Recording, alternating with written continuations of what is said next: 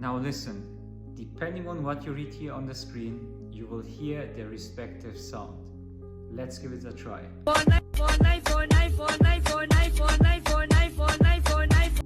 Interesting, right?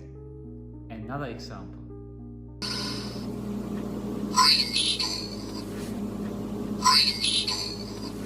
Your brain hears what it expects to hear, and psychology calls this